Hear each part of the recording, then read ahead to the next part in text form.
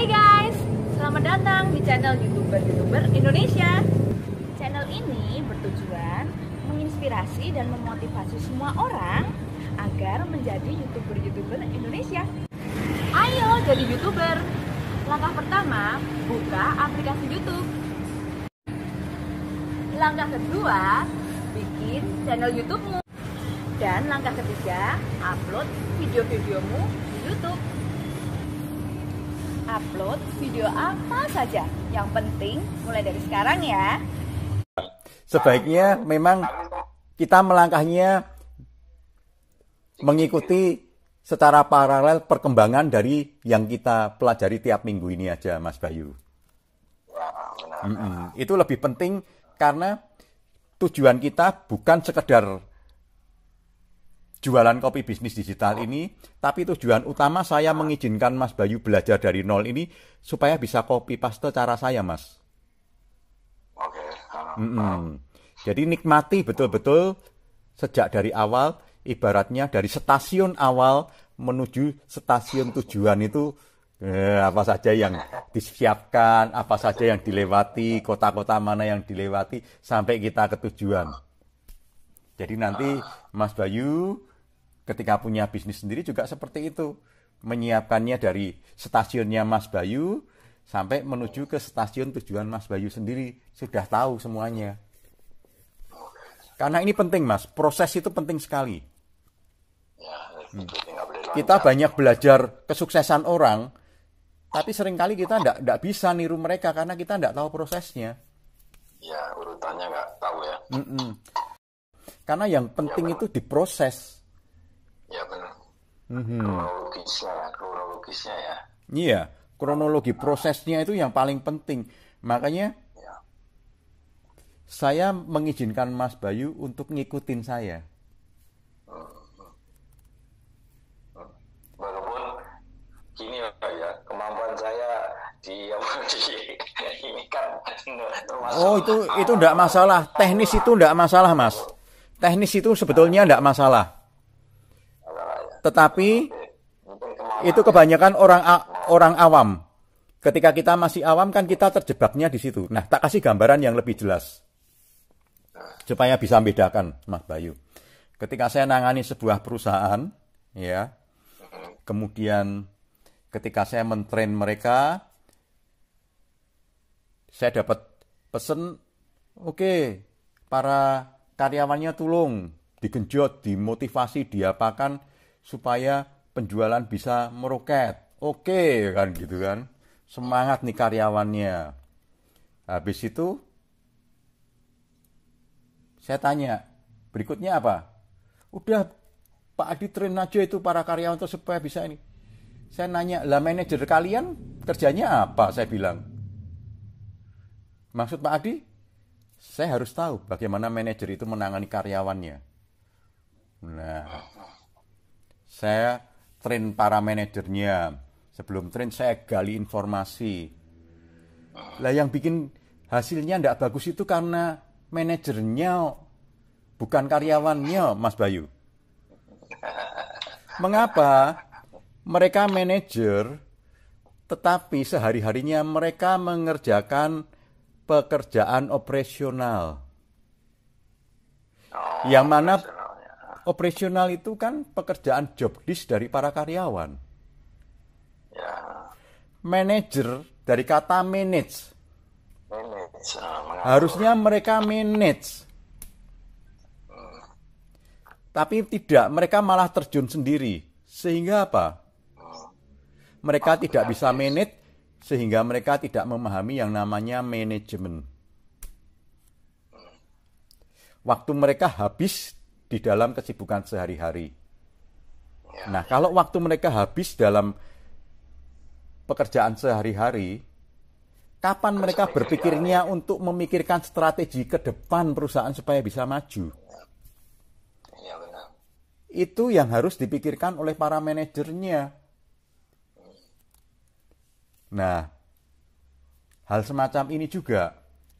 Para pedagang, mereka yang polanya berdagang itu karena waktunya habis di pola kegiatan sehari-hari. Bukan di strategi. Kalau mereka di strategi yang sehari-hari itu bisa dikerjakan orang lain kok. Seperti yang hal-hal teknis mengenai bisnis online ini, semua itu bisa dikerjakan orang lain. Bahkan semuanya bisa dipelajari di YouTube maupun di informasi di internet itu bisa semua. Yang tidak ada itu yang strategik itu justru yang sulit mendapatkan hal-hal strategik maupun proses. Nah, makanya saya minta Mas Bayu fokusnya di proses dan strategi yang kita pelajari. Jadi saya tidak merisaukan mengenai masalah teknis yang Mas Bayu kurang itu tidak masalah.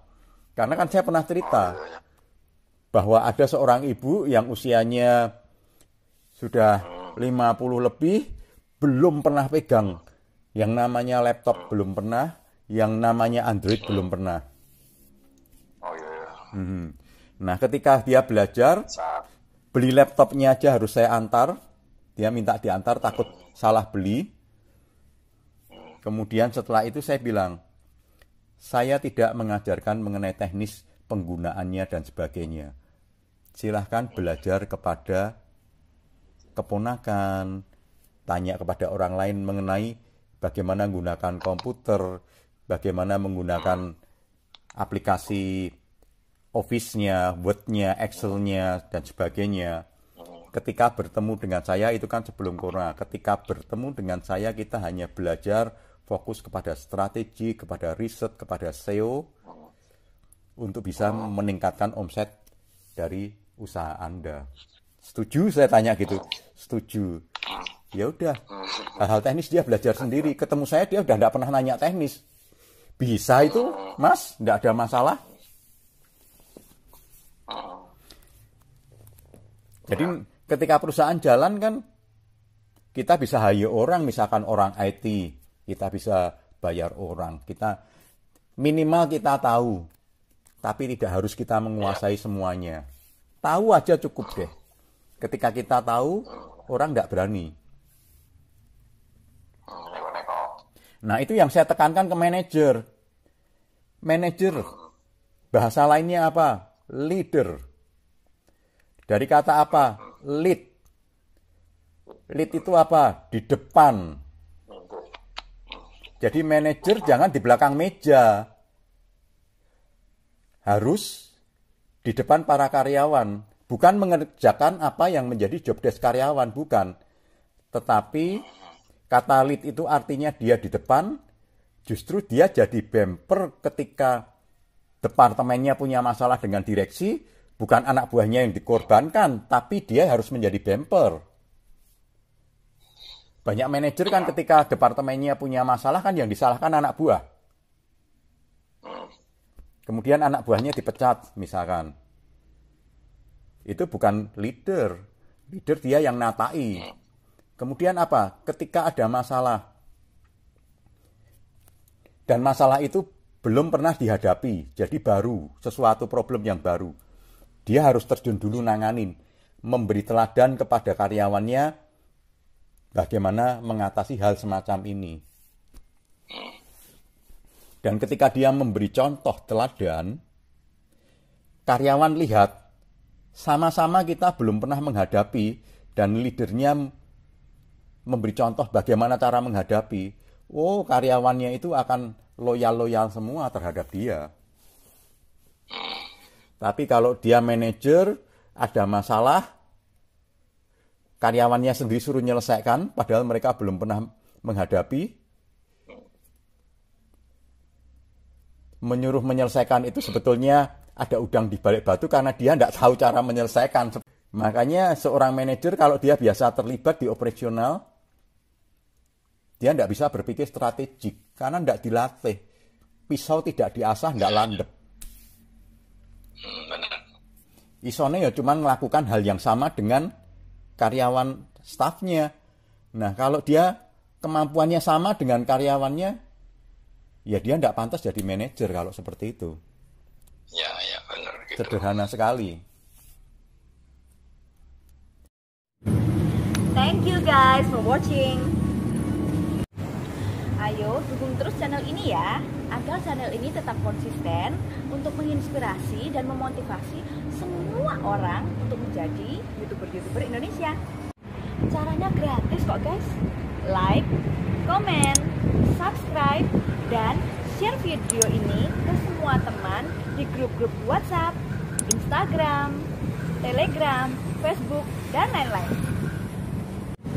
Yuk jadi YouTuber Indonesia. Salam YouTuber Indonesia.